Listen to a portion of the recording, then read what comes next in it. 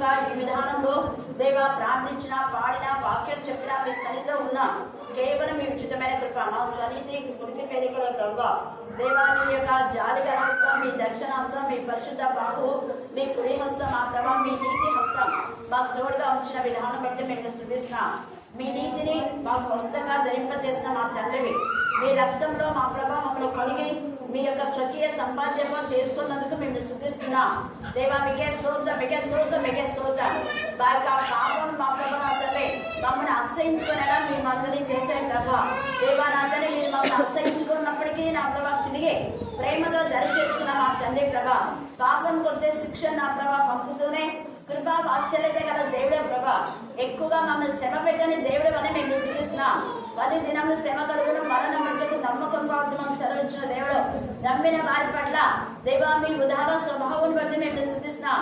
నమ్మిన వారి పట్ల పెళ్లి వెంటనే పితల దోషం పరిహరించిన ప్రభా అందమే మీరు మాకు జవాబిచ్చిన దేవుడే ప్రభా దానియాల యొక్క ప్రార్థన ముగింపు ముందే మీరు జవాబిచ్చిన దేవుడే. ఎంత కృపగల తండ్రి, ఎంత కనికరం తండ్రి ప్రభా.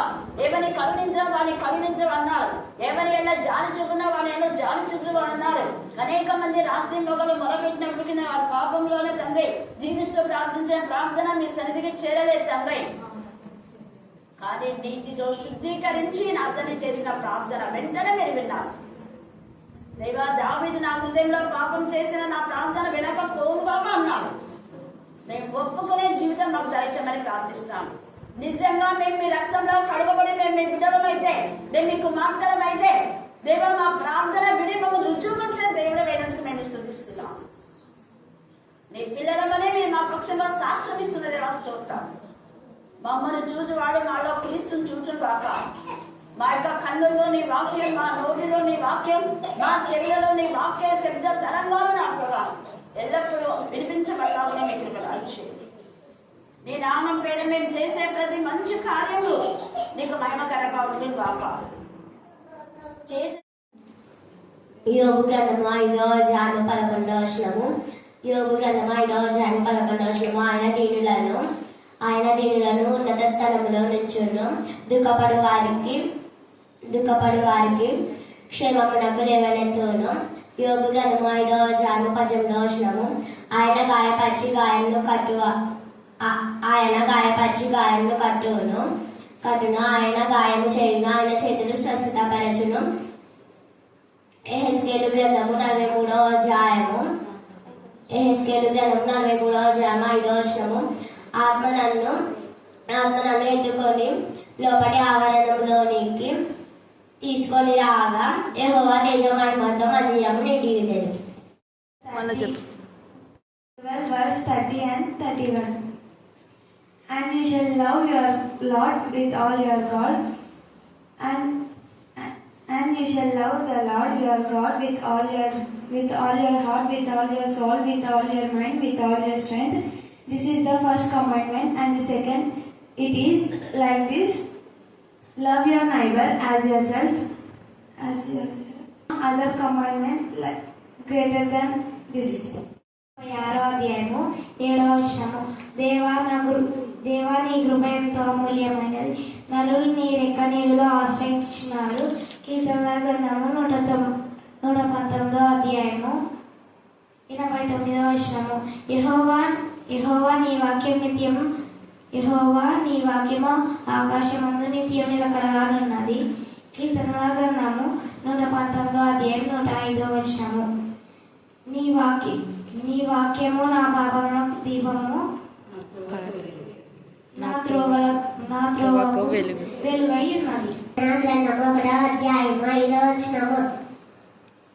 నమ్మకమైన సాక్షి మృతులలో నుండి ఆది సంపూర్ణుడుగా లేచిన వాడును, భూపతులకు అధిపతి అయిన యేసుక్రీస్తు నుండి కృపా సమాధానమును మీకు కలుగును కాక.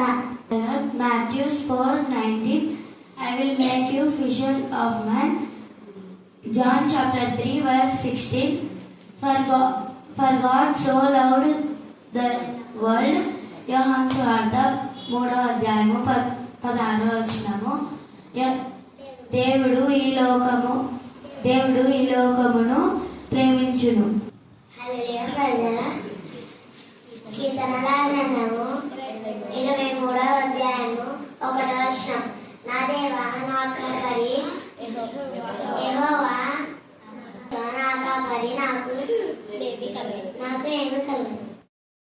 కాబట్టి విశ్వాసము మూలంగా మనం నీతిమంతులుగా తీర్చబడి మన ప్రభువైన యేసుక్రీస్తు ద్వారా దేవునితో సమాధానం కలిగి ఉండము. మరియు ఆయన ద్వారా మనము విశ్వాసము వలన ఈ కృపయందు ప్రవేశము గలవారే అందులో నిలిచి ఉండి దేవుని మహిమను కూర్చిన నిరీక్షణను బట్టి అతిశయపడుచున్నాము. అంతేకాదు శ్రమ ఓర్పును, ఓర్పు పరీక్షను, పరీక్ష నిరీక్షణను కలుగజేయనని ఎరిగి శ్రమల యందు మనము అతిశయపడదాము. ఎందుకనగా ఈ నిరీక్షణ మనను సిగ్గుపరచదు. మనకు అనుగ్రహింపబడిన పరిశుద్ధాత్మ ద్వారా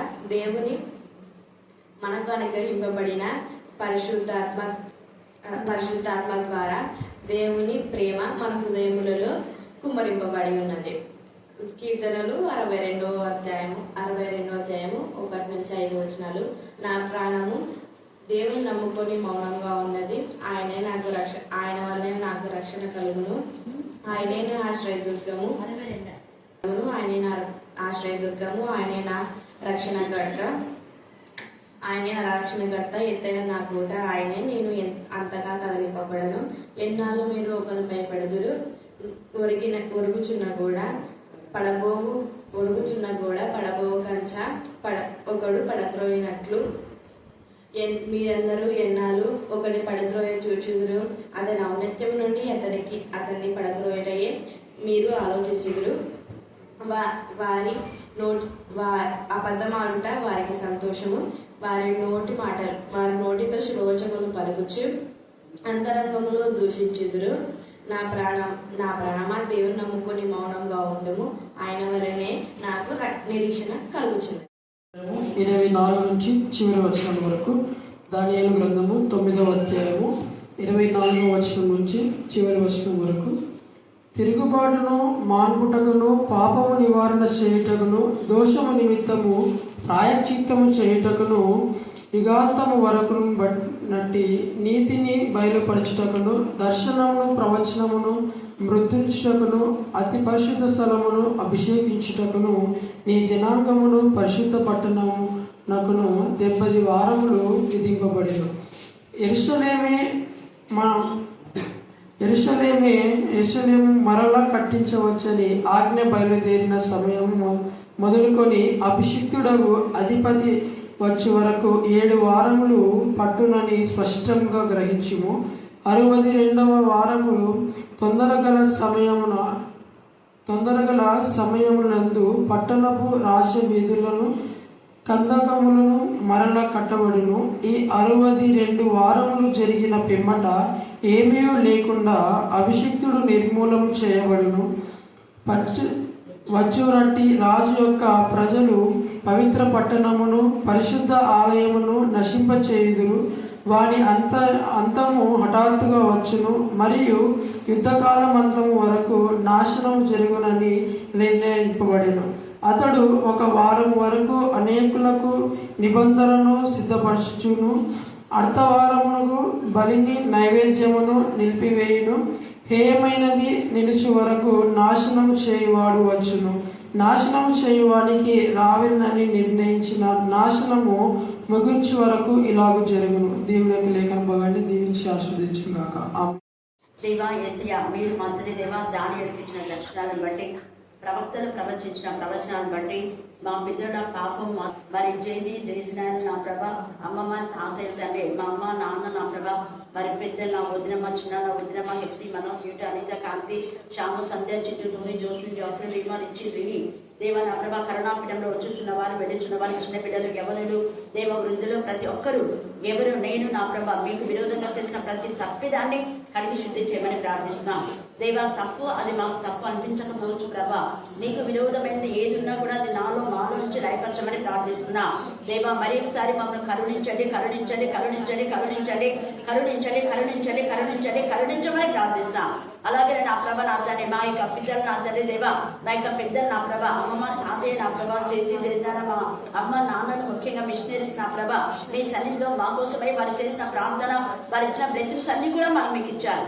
అవును ప్రభా, మీరు కృపగల తండ్రి, పెద్దల నుంచి ఆశీర్వాదాలు ఇచ్చే దేవుడు, పెద్దల ద్వారానే దేవ నా ప్రభా శాపాన్ని అతన్ని కలుగజేసే దేవుడు తండ్రి. ఆ శాపాన్ని ఇక్కడ ఎంతమంది అయితే పిల్లల శాపంలో ఉన్నారో, పిల్లల యొక్క శాపం వేసుకన్నా కొట్టివేమని ప్రార్థించారు.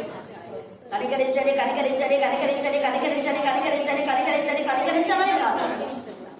ఏ పాప దోషం ఇంటి పైన పడి నా ప్రభా అతన్ని అలిగిపోతున్నారు, ఎందుకు మా పరిస్థితి ఇలాగ ఉంది అని అనుకున్న ప్రతి ఒక్కరిని మీరు జ్ఞాపకం చేసుకోండి. మీరు మాత్రమే కాదు, ఈ కరుణాపీఠంలో యూట్యూబ్ లో వాక్యం చూసే ప్రతి ఒక్కరిని మీ కరుణాపీఠంలో ఎంచబడుతున్నాం.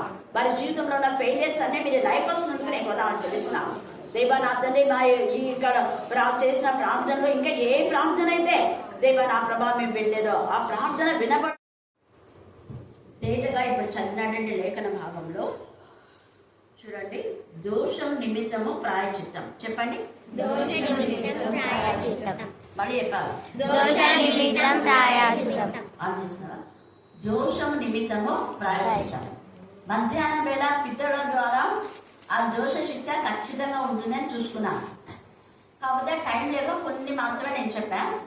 ఇప్పుడు పితరుల యొక్క పాప శిక్ష ఎవరెవరికి వచ్చింది చెప్పండి. పెద్దలు చేసిన పాపం అలా పిల్లలపైకి వచ్చింది. ఎవరెవరికి వచ్చింది? Very good. ఆహాబు యొక్క కుమారులు అందరూ నాశనం అయిపోయినారు. ఆహాబు చేసిన అవివేక పనికి యెజబెల్, ఇద్దరు తల్లి తండ్రి. తండ్రి దేవుడికి విరోధంగా చేసినాడు, తర్వాత తల్లి కూడా చేసింది. వాళ్ళ దోష శిక్ష వాళ్ళ పిల్లలకు వచ్చింది. ఇంకా సౌలు, వెరీ గుడ్. సౌలు చేసినట్టు ఆ సౌలుకు పరిశుద్ధాత్మ పొందుకొని మళ్ళా అపవిత్రాత్మతో ఉంటే దావీదు వచ్చి మళ్ళా వీణ వాయించి అపవిత్రాత్మ తొలగించినాడు. మరి అపవిత్రాత్మ పోయినాక విశ్వాసంతో ఉన్నారు కదా, విశ్వాసఘాతకుడైనా. మీరు సౌలుని ఎప్పుడు మర్చిపోద్దండి. ఎప్పుడైతే దేవుడు చేసిన మేళ్లను మర్చిపోతామో మళ్ళా దురాత్మ వస్తుంది. ఆ వచ్చిన దురాత్మ ఎంతవరకు ఉండిందంటే అతన్ని నరహత్య చేసే వరకు ఉంచింది. చూసారా, దావీదు ఉన్నప్పుడు వాయిస్తే పోయింది, ఫ్రీ అయిపోయినాడు. కానీ దావీదు పైననే తనకు ఈ దురాత్మ నుంచి విడుదల చేసినటువంటి దావీదు పైననే నేరారోపణ చేసి దావీదు పైననే విషపు చూపు కలిగి దావీదు చేసినటువంటి మేళ్లను మర్చిపోయినటువంటి సౌలును దేవుడు క్షమించకుండా నీచాతి నీచమైన విధానంలో సౌలు బ్రతుకైపోయింది.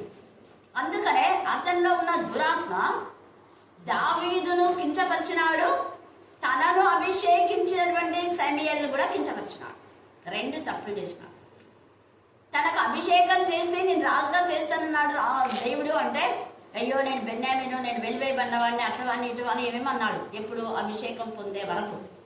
అభిషేకం పొందిన తర్వాత ఎంత విరోధమైనటువంటి జీవితం. అందుకే దేవుడికి ఎంత బాధ అనిపించింది, శామ్యూయేలు కూడా బాధ అనిపించింది. అభిషేకించినటువంటి శామ్యూయేలు పక్క పెట్టేసినాడు. మళ్ళీ అక్కడ ఏమంటాడు, దేవుడు ముఖ్యం కదా నీకంటే, నేను దేవుడిని కదా ఆరాధించింది, నేనేం తప్పు చేయలేదు కదా, దేవుడికి నేను బలులు అర్పించాను కదా అని అంటాడు. అంటే అప్పుడు శామ్యూయేలు అంటాడు, దేవునికి బలులు అర్పించాను నువ్వు అనుకుంటున్నావు, ఆ బలులేవి అక్రమమైనవే, క్రమమైన బలి కాదని. అమాలేకులందరూ చంపేయమంటే బలిసినవన్నీ పెట్టుకొని వాటితో బలి అర్పిస్తావా నువ్వు? అవి శపితమైనవే. మళ్ళీ దేవుని శాంతిపరచడానికి ఈ ప్రజలందరూ నన్ను తొందర చేస్తా ఉంటే తన తప్పును మళ్ళీ ఏం చేస్తున్నాడు, 100 మందికి తప్పులు. వీళ్ళందరూ తొందర పెడుతున్నారు, టైం అయిపోయింది, నువ్వు చెప్పిన టైంకి రాలేదు కదా.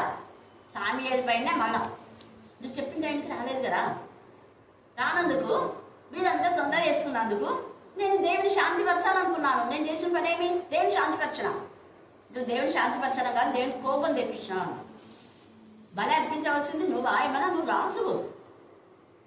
నేను వస్తానని చెప్పాను కదా, మీరు వెళ్ళండి, నేను వస్తానని చెప్పినా. నేను దేవుడు టైం నన్ను ఎక్కడ పంపించాలో అప్పుడు పంపిస్తాడు అనేసి అక్కడ అంటాడు, నీ యొక్క రాజ్యం తొలగించబడిపోతుంది, నీ తర్వాత దేవుడిని ఎందుకు భయభక్తి గల అభిషిక్తుని ఒకరిని అభిషేకించి ఎన్నుకున్నాడు దావీదు.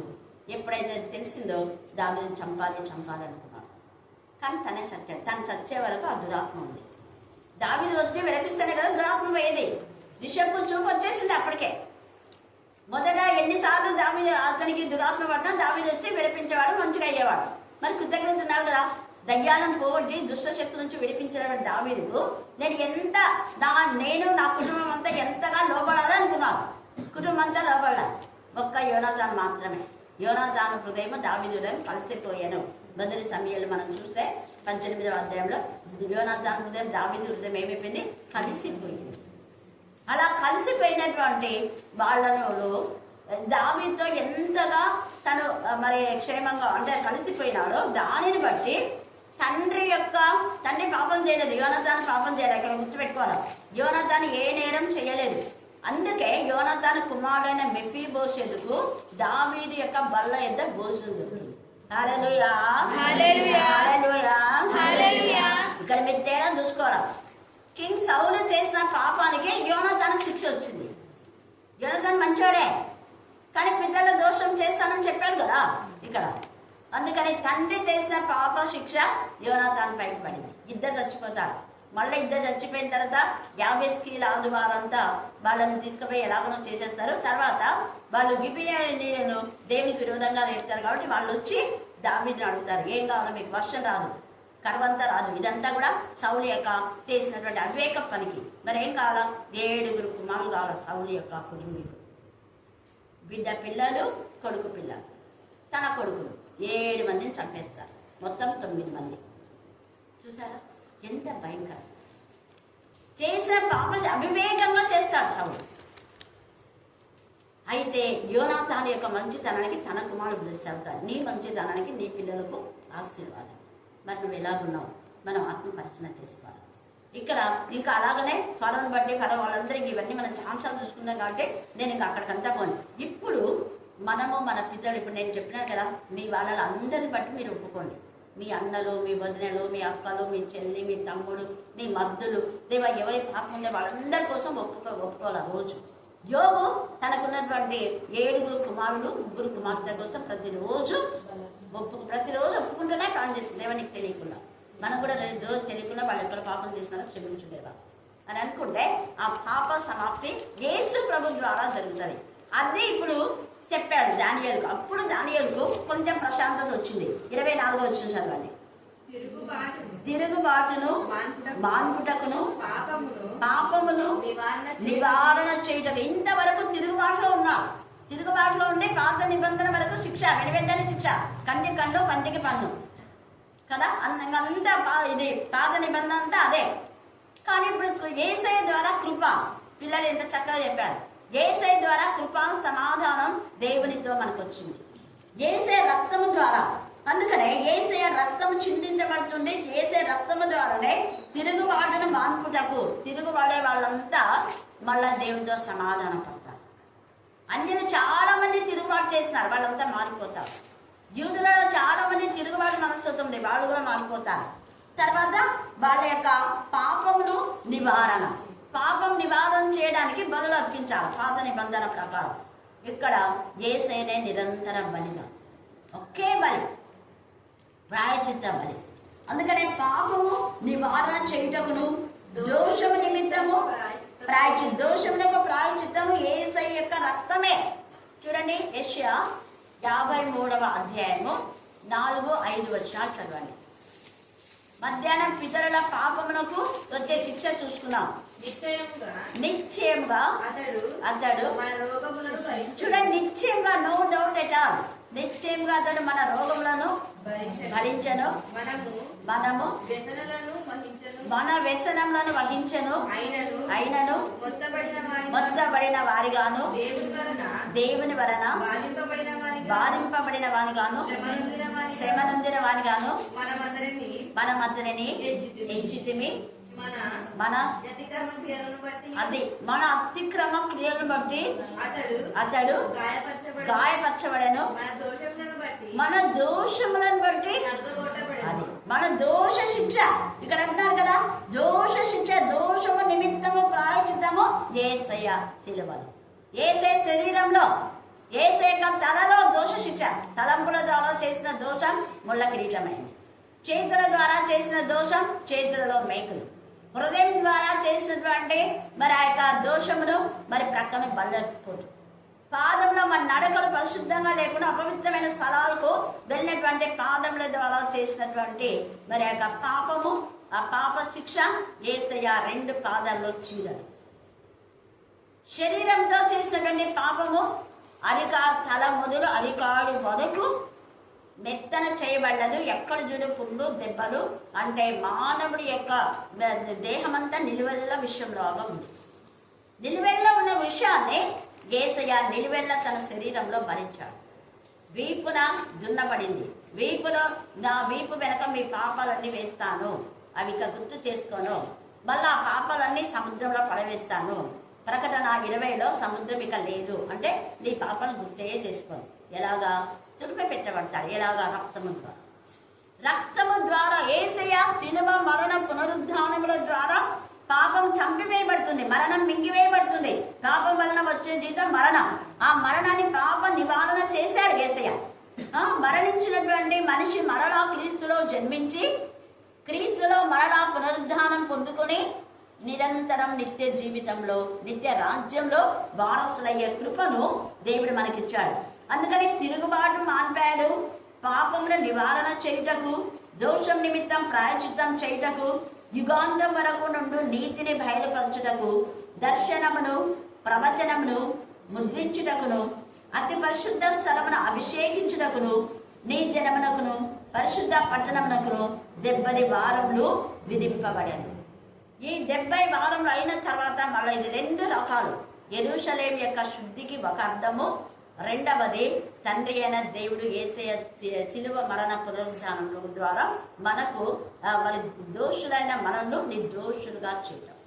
పాప నివారణ, మనం దోషాన్ని తొలగించడానికి, నీతిని బయలుపరచడం అంటే ఆ నీతి యేసయ్య. తండ్రి అయిన దేవుని యొక్క నీతి యేసు ప్రభుల వారే. ఆయన నీతిమంతుని జోలికి పోవద్దు అనింది ఎవరు? పిలాతు భార్య. ఆయన నీతిమంతుని జోలికి పోవద్దు అనింది. నీతిమంతుడైన యేసయ్య మన మధ్య మనతో ఉన్నప్పుడు మనకు పాప ప్రక్షాళనం చేయబడుతుంది.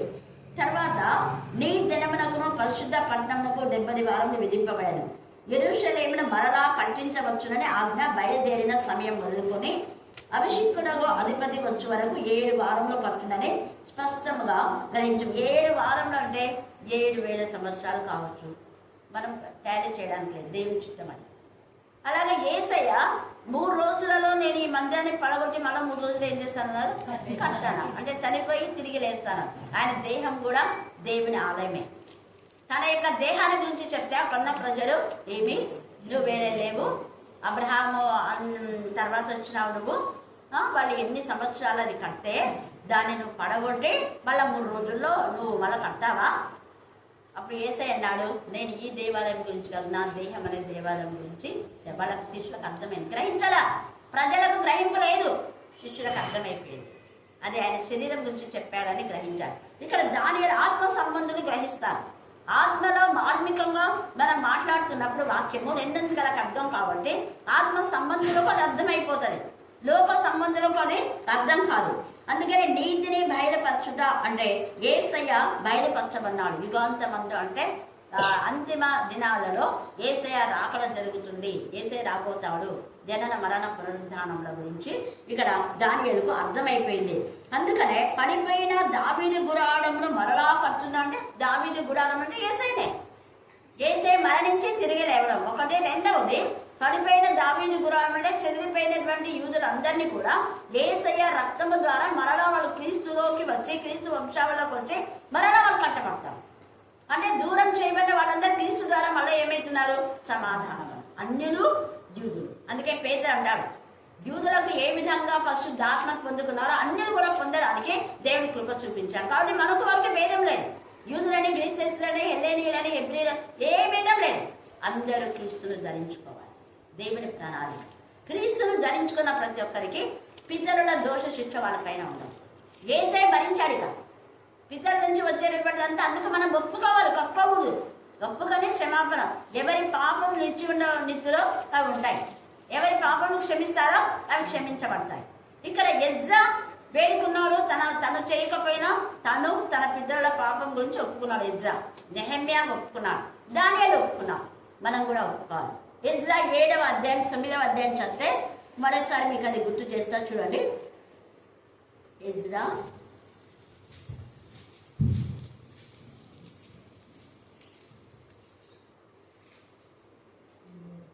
9వ 9వ అధ్యాయంలో చెప్తారు. ఇక్కడ మనం చూస్తే ముందు 7వ అధ్యాయము 9వ వచనం చదవండి. మొదటి నెల మొదటి దినమందు అతడు బబులోను దేశం నుండి బయలుదేరి తన దేవుని కరుణాహస్తము తనకు తోడుగా దేవుని కరుణాహస్తం. నిన్న పవన్ హస్తం గురించి భయపడగల దేవుని హస్తం 41:10 కూడా ఉంది. భయపడుడి అనే మాట ఆదికాండం నుంచి ప్రకటన వరకు 366 సార్లు రాయబడింది. అంటే 365 చాలా మంది తప్పుడు బోధలు చేస్తుంటారు. 365 రోజులైతే మన లీవ్ సంవత్సరం 66 రోజు ఆ రోజు భయపడాలా లేదు కదా. అందుకని 366 చెప్పొచ్చు, లేకపోతే చాలా సార్లు చెప్పాలి. ప్రతిరోజు భయపడద్దని దేవుడు ధైర్యం చెప్తున్నాడని చెప్పాలి. 41:10 దిగులు పడద్దు, భయపడద్దు అని ఉంటుంది అక్కడ. ఇంకా ఇక్కడ కూడా ఏమంటున్నా అంటే కరుణాహస్తము తోడుగా ఉన్నందున 5వ నెల మొదటి దినమున యెరూషలేమునకు చేరెను ఎజ్రా యెహోవా ధర్మశాస్త్రమును పరిశోధించి దాని చొప్పున నడుచుకొనుటకును. మనం వాక్యం చెప్తున్నామంటే నడుచుకొని చెప్పాలి. అంటే మనం భయపడకుండా ధైర్యంగా ఉండి మనం చెప్పాలి. మనమే భయపడకుండా అంటే కాదు. మన మోకాలు ఉంటే వేరే వాళ్ళ మోకాలు ఉన్నామని చెప్పాలి. ఒకరు మోకాలు ఉంటే మిగతా అంతా మోకాలు ఉన్నాం. ఒకరు లేచి నిలబడితే అందరు లేచి నిలబడాలి. ఒకరు చేతులు అయితే అందరు చేతులు ఎత్తారు. ఏకాత్మ, ఏక మనసు, ఏకభావం ఉంటే ఇలా జరుగుతుంది. వాళ్ళు ఎత్తే నేను ఎందుకు ఎత్తాలి, వాళ్ళు మోకాలు ఉంటే నేను అనేది తిరుగుబాటు. దాన్ని తిరుగుబాటు అంటారు. ఇక్కడ నడుచుకొనుట ఆయన నడుచుకొనుటకును ఇశ్రాయేలులకు దాని కట్టడలను విధులను నేర్పుటకును దృఢ నిశ్చయం చేసుకొను. చూడండి, దృఢ నిశ్చయం నేను ఖచ్చితంగా నేర్పుతాను దేవా. యెహోషువ 1వ అధ్యాయం కూడా 7 నుంచి 9 దాకా చదివితే అక్కడ అది కూడా ఉంది. మీరు తర్వాత చదువుకోండి, ఇప్పుడు టైం లేదు. అలాగే యిర్మీయా 1వ అధ్యాయం 7 నుంచి 9 దాకా చదువుకోండి. ద్వితీయోపదేశ కాండం 33:24 చదవండి. ఇప్పుడు ద్వితీయోపదేశ కాండం 33:24 వచనం. అష్షూరు తన సహోదరులందరికంటే ఎక్కువ ఆషేరు గోత్రంలో దేవుడి సహోదరులందరికంటే ఏం చేసినంట ఆశీర్వదించాడు. ఆషేరు యొక్క కుమార్తె సెరాహు, ఆమె కూడా తండ్రి యొక్క ఆశీర్వాదం సెరాహుకు వస్తుంది. కుమార్తెల ఆమె పేరు ఒక్క చోట రాయబడుతుంది. తన మంచిని ఎంతగా ఉండే తన అన్నలకు ఎంతగానో హెల్ప్ చేస్తుంది. తమ్ముళ్లకు, అన్నలకు. ఆషేరు భాగ్యవంతుడు అని ఆమె పేరు పెట్టింది. ఆషేరు అని పేరు పెట్టింది లేయా. ఆషేరు భాగ్యవంతుడు. భాగ్యవంతుడైనటువంటి ఆషేరు ఇక్కడ ఆశీర్వదించబడతాడు. ఎందుకు అంటే దేవుని ధర్మశాస్త్రంలో పరిశోధించి నడుచుకొని ఇంకా అనేకులకు నేర్పడానికి నిశ్చయించుకుంటాడు. కాబట్టి దేవుడు ఆశీర్వదిస్తాడు. యోసేపు మూట దగ్గర ఫలించని కొమ్మ. ఎందుకు అంటే అంతమంది 12 మంది కుమారులు ఎవరికి ఆ బ్లెస్సింగ్స్ లేదు. యోసేపుకే మూట ఎంత ఫలించని కొమ్మ. ఎందుకు అంటే దేవుని పైన ఆధారపడి దేవుని వాక్యం పట్ల దైవికమైన విషయాల్లో ఆసక్తి కలిగి ఉన్నాడు. ఎంత ముప్పెలాగా తన పైకి నేరారోపణ వచ్చినా కూడా ఏమాత్రం జిడియలేదు. యోబును దేవుడు ఆశీర్వదించాడు. అలాగే నెహమ్యా కూడా రాజు మనస్సు కరిగేలాగా నెహమ్యా ప్రార్థన చేస్తాడు. 1వ అధ్యాయం 10-11 వచ్చినాడు చదవండి. నీవు నీ మహాప్రభావమును చూపి నీ బాహుబలం చేత విడిపించిన నీ దాసులకు నీ జనులు వీరే. చూడండి ఎంత బాగా ఈ జనులు వీరే. ఈ రాజుకు మంచి మనసు దయచేదేవా. 11వ వచనం. యెహోవా చెవియొగ్గి నీ దాసుడనైన నా మొరను నీ నామమున భయభక్తులతో కనపరచుటయందు ఆనందించు నీ దాసుల మొరను. అది దేవుని యందు భయము భక్తి కలిగి ఆనందించేటటువంటి వాడు నెహమ్యా. తన యథార్థ ప్రవర్తన దేవుని దగ్గర చెప్తున్నాడు. దేవుని బట్టి నాకు ఎంత ఇష్టం, నేను ఎప్పుడు నీలో ఆనందిస్తున్నాను కదా, కాబట్టి నా మొర ఆలకించి రాజు నన్ను పంపేలా మంచి మనసు దయచేయి. ప్రార్థన ఆలకించినాడు కదా. దేవునికి ఇష్టం ఉంటే వెంటనే మన ప్రార్థన. ఇక నెహమ్యా ప్రార్థన రాత్రి చేసినాడు, పొద్దున్నే జవాబు వచ్చింది. దానియేలు చేస్తూ ఉండగా ఆమె అందులో చేస్తూనే ఉన్నాడు. అప్పుడు జవాబు వచ్చింది. అలాగని ఇక్కడ ఎజ్రా కూడా ప్రార్థన చేస్తున్నాడు. 9వ అధ్యాయము 6వ వచనం 5 నుంచి చదవండి. సాయంత్రపు అర్పణ వేళ. ఇక్కడ దానియేలు సాయంత్రపు అర్పణ అన్నాడు. సాయంకాల ప్రార్థన చాలా చాలా ప్రాముఖ్యం. ఉదయకాలం ప్రాముఖ్యమే, సాయంకాలం కూడా ప్రాముఖ్యం. అక్కడ సాయంకాల నైవేద్యం అప్పుడు దానియేలుకు దర్శనం వచ్చింది.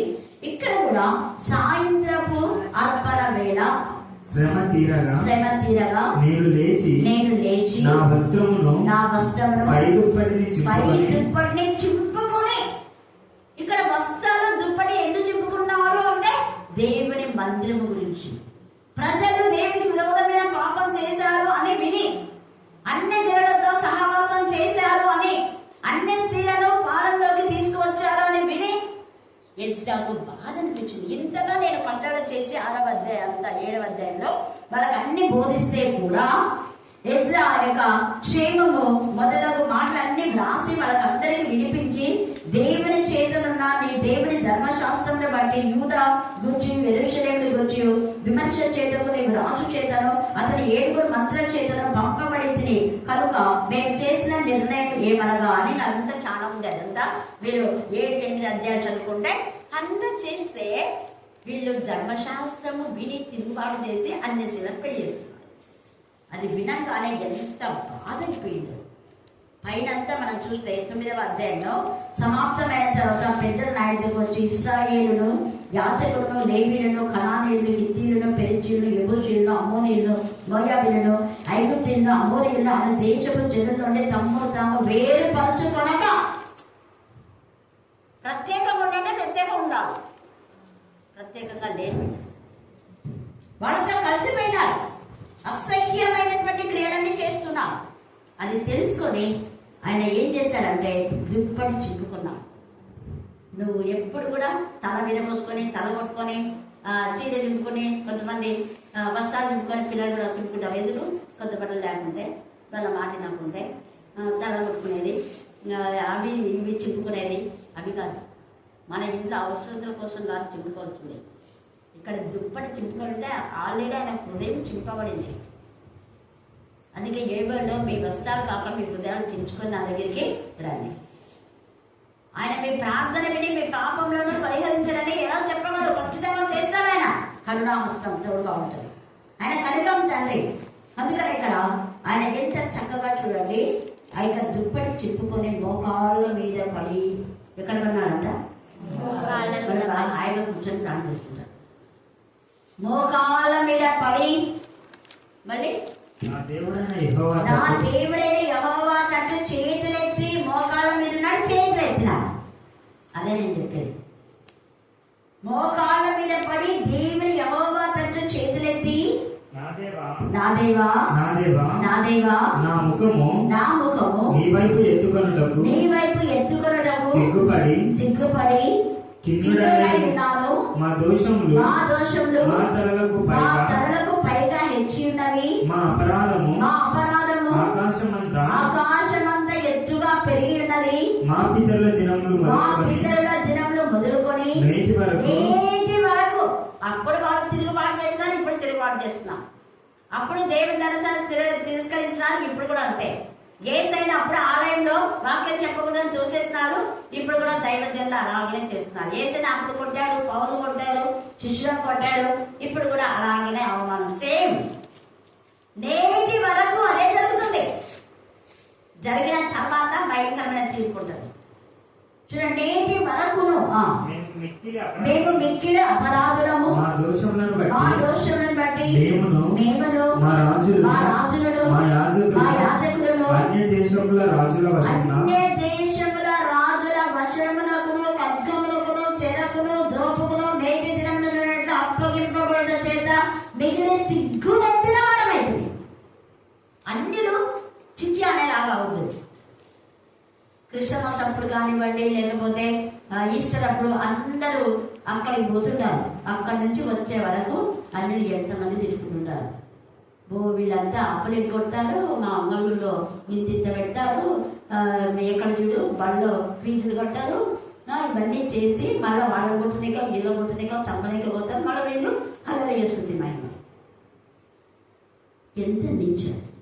అన్యులు మనల్ని అవమానపరిచే విధానంలో సిగ్గు తగి ఉంది అంటున్నారు.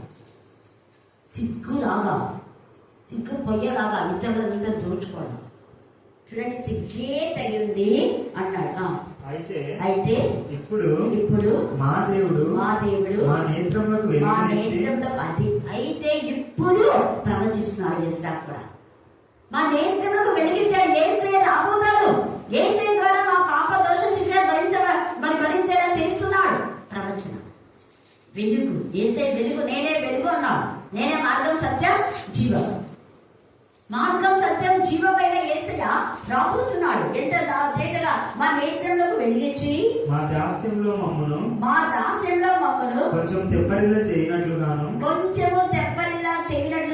మాలో ఒక శేషం ఉండనిచ్చినట్లుగాను తన పరిశుద్ధ స్థలమందు మమ్మల్ని స్థిరపరచునట్లుగాను మా దేవుడైన యెహోవా కొంత మట్టుకు మా యెడల దయ చూపుతున్నాడు. ఇదంతా చదవండి, ఎంత ఇష్టమో నాకైతే. ఎన్నిసార్లు చదివితే అంత తృప్తి అనిపిస్తున్నాను.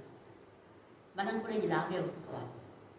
దేవా, ఎప్పుడైతే నిజంగా ముందు క్షమించినావు ప్రభా, మా అమ్మ నాన్న ఏం చేస్తారో మాకు తెలియదు, కానీ వాళ్ళ ఆశీర్వాదం మాకు ఇచ్చారు, స్తుతించాలి ప్రభా. దైవజనులు పంపించారు, మిషనరీస్ని పంపించారు, ఎప్పుడు మర్చిపోకూడదు. అలానే మిషనరీస్ మమ్మల్ని ఆశీర్వదించాలి. మొన్న కూడా నేను పోయి గుర్తు చేసినప్పుడు అక్షర మీన గురించి అందరూ సంతోషపడినారు.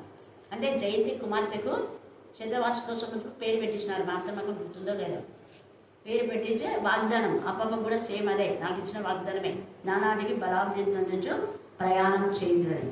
అదే మాట గుర్తు చేసి ప్రేర్ చేస్తే ఎంత సంతోషపడినారు. మర్చిపోయినాను వాడు ఏం చేసి మర్చిపోయినాడా అన్న నవ్విన. అది మర్చిపోలేదు, కానీ నీ వంటలు మాత్రం మర్చిపోలేదాక మళ్ళీ చేసి పెట్టావా అని. అంటే ఏం చేసినా ఖచ్చితంగా మేమంతా కలిసి తినేవాళ్ళం. హల్లెలూయా, హల్లెలూయా. కాబట్టి దేవుడి యొక్క సహవాసంలో మనం దేన్ని మర్చిపోము. దేవుడు చేసిన మేళలో ఇక్కడ దానియేలు ఒప్పుకున్నాడు, ఎజ్రా ఒప్పుకున్నాడు, నెహెమ్యా 9 కూడా మీరు చదువుకోండి, మనకు టైం లేదు. అప్పుడు యేసయ్య ద్వారా మనకు పాప ప్రక్షాళన కలుగుతుంది. అందుకనే ప్రకటన 2:5 చదువు, 2వ అధ్యాయం 5వ వచనం.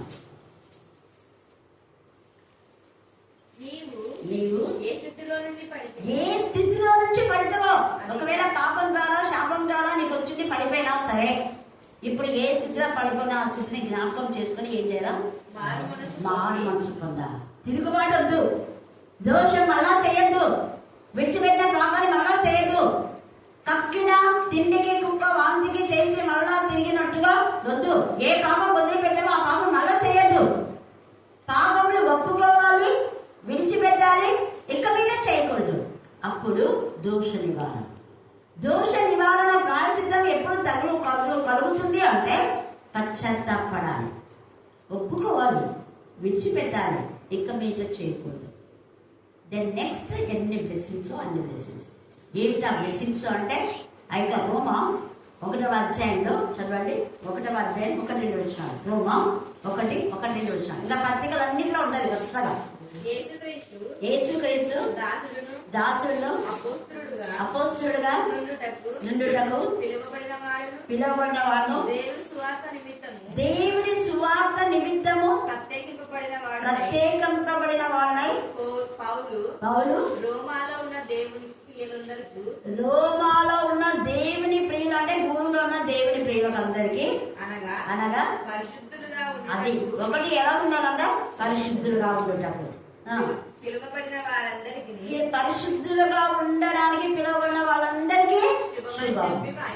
నీకు శుభం అని ఇంకో చెప్పడం కాదు, ఉంటాం పరిశుద్ధులకే శుభం. దేవుని చేత ఏర్పరచబడిన పిలువబడిన వాళ్ళకే శుభం. దేవుని చేత ఏర్పరచకుండా, దేవుని చేత పిలవబడకుండా, దేవుని చేత పంపబడకుండా మనుషుల చేత ఎన్నిక చేసుకుని వాళ్ళకు శుభం ఉండదు. ఎప్పటికైనా వాళ్ళకి అంతే. తేటగా మాట్లాడుతున్నాడు ఇక్కడ. మనం పరిశుద్ధపరచబడితే మనకు అందుకే ఆ దీపస్తంభం మీద మారు మనసు పొంది మొదటి క్రియలు మళ్ళా అంటే మొదట ఉన్న పరిశుద్ధతను స్వతంత్రించుకోవాలా. అంతేగాని మొదట ఉన్న పాపం చేయడం కాదు. మారు మనసు పొంది మొదటి క్రియలు చేయండి. లేని ఎలా దీపస్తంభం నుంచి ఏం చేస్తా తీసేస్తే అంటే సమాధానం నెమ్మది ఏముండదు, దుష్టులకు నెమ్మది ఉండదు, ఇంకా చాలా ఉండదు. అలాగా ఇక్కడ యేసయ్య ఏ విధానంలో యోబును ఆశీర్వదించిన దేవుడు, దావీదును ఆశీర్వదించిన దేవుడు. పశ్చాత్తపన వీళ్ళంతా తమ యొక్క తప్పి చేయకపోయినా ఒప్పుకున్నావు. దావీదు చేశాడు, యోబు అయితే ఏ నేరం చేయలేదు. అయినా దేవా నువ్వు కనికరం తండ్రివి అనుకున్నావు. నోటి మాటతో కూడా దేవుని దూషించలేదు. అందుకని అనేక ఆశీర్వాదాలు యోబుకు ఇచ్చాడు తండ్రి అయిన దేవుడు. మళ్ళీ 2 కొరింథీ 5వ అధ్యాయం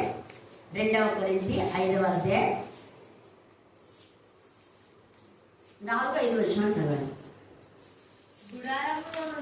గుడారంలోనున్న మన భారం మోసుకొని మూలుగుచున్నాము. ఇది తీసివేయవలన కాదు. అక్కడ ఏముందంటే ఈ గుడారం శిథిలమైపోయిన మనుషులతో చేత చేయబడినటువంటి ఈ గుడారం అంటే మన శరీరం. ఈ శరీరం అంతా కూడా మత్యమైపోయి అమర్త్యతను ధరించుకుంటుంది. అంటే కొత్త గుడారం. ఈ శరీరం అనే గుడారం పోయి తండ్రి అయిన దేవుల్లో పరిశుద్ధతలో పునరుద్ధాన శరీరం మనం పొందుకుంటాం. ఇది క్షయమైంది, ఇది పాతది, ఇదంతా కూడా మురిగిపోయింది. కానీ నూతనమైన శరీరం దేవుడు మనకి ఇస్తాడు. ఈ పాత శరీరంలో మూలుగుతూ ఉన్నాం. అదంతా మీరు చదువుకోండి. 2 కొరింథీ 5వ అధ్యాయము 10 దాకా చదువుకోండి. దేవుడు మనకు కొత్త జీవితాన్ని ఇవ్వాలని ఇష్టపడతాడు. ఆ కొత్త జీవితం, ఆ కొత్త మార్పు క్రీస్తు శిలువ మరణం పునరుద్ధానం వల్ల. అందుకే నీతిని బయలుపరచుటకు ఆ నీతి ఆ యేసయ్యనే. యేసయ్య ఆయన వస్తున్నాడు. ఆయన వచ్చినప్పుడు మన జీవితాన్ని ఆయన శుద్ధి చేయబోతాడు అన్న విషయాన్ని చెప్పి మళ్ళీ ఇక్కడ ఏమంటాడంటే 29వ అధ్యాయము 26వ వచనం. ఈ 62 వారములు జరిగిన పిమ్మట ఏమీ లేకుండా అభిషిక్తుడు నిర్మూలం చేయబడును. వచ్చినట్టి రాజు యొక్క ప్రజలు పట్టణంలో పరిశుద్ధాలను నశింపచేయదు. అంటే ప్రకటన 20వ అధ్యాయంలో యేసు ప్రభుల వారు కొంతకాలం మౌనంగా ఉండి వాడిని వదులుతాడు. పెద్ద సంఖ్యలో అయితే వాళ్ళు బంధిస్తారు. బంధించినాక మళ్ళా కొంతకాలం వదిలినప్పుడు వాళ్ళు ఏం చేస్తారు? గోగు మాగోగు అనేవాళ్ళు. అఖిల్ అడిగినాడు ఒకరోజు, గోగు మాగోగు అనేవాళ్ళు ఎంతమంది ఇసుక రేణువులంత మందిని తన వైపు ఆలోచుకుంటాడు. ఇంకా యేసయ్య కాలం అయిపోయింది, యేసయ్య రాడు, నేనే రాజును, నా మాట మీరు వినాలా, 666 వేసుకోండి. వేసుకోకుంటే నీ పిల్లలకు జ్వరం వస్తే ట్యాబ్లెట్ లేదు, నీకు రేషన్ కార్డు ఇవ్వదు, రేషన్ కార్డు పైన 666 ట్యాబ్లెట్లు కొనాలన్న 600 అన్ని నేను చెప్పింది వేసుకోవాలి. మృగం ముద్రగా ఉండాలా, 666 ఉండాలి. అసలు అనేక మంది విశ్వాసం నుంచి విశ్వాసం భ్రష్టులయ్యేలా చేస్తారు. కొందరు మాత్రమే ప్రభు కోసం నిలబడి, నా బిడ్డ చచ్చిపోయిన పర్వాలా, నేను చచ్చిపోయిన పర్వాలా, నేను మృగముద్దుగా వేసుకోను, మృగానికి నమస్కరించాను, 666 వేసుకోను. కొంతమంది మాత్రమే ఇక్కడ. అందుకనే చూడండి, చాలా మంది అతిక్రమం జరిగినందున అనుదిన బలి నిలిపివేటకై ఒక సేన అతనికి ఇవ్వబడను అనే మాట 7వ అధ్యాయంలో 12వ వచనంలో రాయబడింది. సేమ్ అదే. ఆ సేన గోగు మాగోగు అనే పెద్ద సేన. వాళ్ళందరూ వచ్చి పవిత్ర పట్టణంలో పరిశుద్ధ ఆలయంను నశింపచేయుదురు. వారి అంతం హఠాత్తుగా వచ్చింది. అలా చేస్తుంటే హఠాత్తుగా వస్తుంది. ప్రకటన 11లో కూడా ఇద్దరు ఆకరణ వాక్యం ప్రకటిస్తే వారిద్దరు చంపేస్తారు. హాయిగా కట్నాలు కొనుక్కొని చికెన్ 60 మటన్ 60 ఎంజాయ్ చేస్తుంటే హఠాత్తుగా భూకంపం వచ్చి 7,000 మంది చచ్చిపోతారు. వాళ్ళంతా సజీవంతో పైకి లేవనెత్తబడతారు. నూతనమైన శరీరంతో. ఆ గుడారం, ఆ పాత గుడారం చిత్రమైపోయింది. 3 రోజులు శవాలు అక్కడ ఉంటాయి. ప్రకటన 11 మీరు చదువుకోండి. అందుకనే ప్రకటన, దానియేలు, యెహెజ్కేలు ఇవన్నీ ఒకదానితోటి అనుబంధం. అవి 3 చదివితే మన క్లారిటీగా అర్థమైపోతుంది. కాబట్టి ఈ సమయమందు దేవుడు మనతో ఉన్నాడు. అంతం హఠాత్తుగా వస్తుంది. మరియు యుద్ధ కాలాంతం వరకు నాశనము జరుగునని నిర్ణయింపబడను. అతడు ఒక వారమునకు అనేకులకు నిబంధనను సిద్ధపరచును. అర్ధవారమునకు బలి నైవేద్యంలో నిలిపివేయను. హేయమైనది నిలిచి వరకు నాశనం చేయవాడు వచ్చును. నాశనం చేయడానికి రావాలని నిర్ణయించిన నాశనం ముగించు వరకు ఇలా జరుగుతుంది. వాళ్ళు నాశనం అయ్యే వరకు దేవాలయంలో వాళ్ళ ఇష్టానుసారంగా వెళ్తారు. ఆరాధన క్రమంగా జరగదు. తేజగా ముందే ఇస్తున్నాడు పరిశుద్ధాత్ముడు. మనమైతే ఆత్మతో సత్యంతో ఆరాధిద్దాం. యథార్థంగా ప్రతిరోజు మన వాళ్ళ యొక్క పాపాలు ఒప్పుకున్నాం దేవుడు మనకు తెలియకుండా చేసింది కదా, మనకు తెలియకుండా మన పిల్లలు మనకు తెలియకుండా మనవరాళ్ళు, మీ అన్నలు, మీ వదిలేలు, మీ అక్కలు, మీ చెల్లెలు, మీ భర్తలు ఎవరో అందరి కోసం ఒప్పుకోవాలి. ఇక్కడ ఎలిసా ఒప్పుకున్నాడు, నెహెమ్యా ఒప్పుకున్నాడు, దానియేలు ఒప్పుకున్నాడు, దావీదు కూడా ఒప్పుకున్నాడు. దావీదు ఒప్పుకొని నేను నా తల్లి గర్భం నుంచి పాపంలో పుట్టిన వాళ్ళని అన్నాడు. చూడండి ఎంత బాగా ఒప్పుకున్నాడు. మనం కూడా పప్పుకోకుండా ఒప్పుకొని నిర్దోషంగా చేయబడి పాప దోష శిక్ష నుంచి విడుదల పొందాం. మన దోషాలను, మన తిరుగుబాటును, మన అతిక్రమములను ప్రతిదీ నిర్మూలన చేసి మన శుద్ధి చేసి మన ఆశ్రయించి తండ్రితో సమాధానం పరచడం కోసమే యేసయ్య వచ్చాడు. దేవుడు ఈ లేఖన భాగం దీవించి ఆశీర్వదించును గాక. ఆమేన్, ఆమేన్, ఆమేన్. మరెన్నికి లేని మమ్మల్ని దీనిలైన మమ్మల్ని ఇప్పుడు ప్రత్యేకని ప్రేమ చేతండి. మరి నా ప్రభ గతించిన శుక్రవారం వరకు మరి తిరు శుక్రవారం వరకు కృపల జ్ఞాపకం చేసుకొని నా తండ్రి మధ్యాహ్న కాల సమయంలో నా తండ్రి పాఠం ద్వారా పడిచావు కనపడిచావు నా తండ్రి. మరింతవరకు నా తండ్రి ఆత్మీయ తల్లి నా తండ్రి నీ బలహీన లోతు తెలియపరిచి నా తండ్రి మరి ఎలా జీవించాలో నా తండ్రి, ఎలా ప్రార్థించాలో నా తండ్రి, ఎలా నా తండ్రి పొందుకున్నాలో నీ వాక్యాన్ని నా తండ్రి, ఎలా మేము నా తండ్రి నెమ్మది వేసుకున్నాలో, ఎలా ప్రార్థించాలో, మా కుటుంబ సమస్యలు ఎలా ప్రార్థించుకున్నాలో, ఎలా ప్రార్థించుకొని సమస్యలు సమకూర్చుకున్నాలో నా తండ్రి. మరి ఇంతవరకు నా తండ్రి మాకు తెలియని వల్ల నా తండ్రి వాక్యం ద్వారా నీవు బిడులో నీ మాట్లాడి మహిమ పొందుకున్నావయ్యా. నీకు స్తోత్రాలు వందనాలు చెల్లించుకుంటున్నామయ్యా. అమ్మ కావాల్సిన ఆరోగ్యాన్ని, బలాన్ని, శక్తిని దయచేయండి. మరి నా తండ్రి ఎక్కడ పరిచయం చేసినప్పుడు నీ కాపుదల భద్రత దయచేయండి నాన్న. మరి నా ప్రభా మంచం కింద పెడుతున్నామో నా తండ్రి, దీస స్తంభం పైన పెడుతున్నామో నా తండ్రి, మరి మా హృదయాలు మేము తెలుసుకునే జ్ఞానం దయచేయండి దేవా. నీకే స్తోత్రం, మీకే స్తోత్రం, మీకే స్తోత్రం, మీకే స్తోత్రాలు వందనాలు చెల్లించుకుంటున్నామయ్యా. ఎన్ని స్థుతులు చెల్లించినా నీకు హృదయస్థలమై ఉంటాం తండ్రి. నీకే స్తోత్రం, నీకే స్తోత్రం. మరి రెండో దొంగ వలె ఉన్నామో నా తండ్రి, ఫస్ట్ దొంగ వలె ఉన్నామో నా తండ్రి, మా హృదయాలు మేము పరీక్షించుకునే జ్ఞానం దయచేయండి నాన్న. మరి నా ప్రభు ఒప్పుకొని నా తండ్రి విడిచిపెట్టిన వాడు దండుడని చెలవిచ్చినవయ్యా. మరి ప్రతి పాపమును నా తండ్రి, ప్రతి నా తండ్రి అపవాది క్రియలుంటికే విడుదల దయచేయండి దేవానికి ఏ స్తోత్రాలు వందనాలు చెల్లించుకుంటున్నామయ్యా.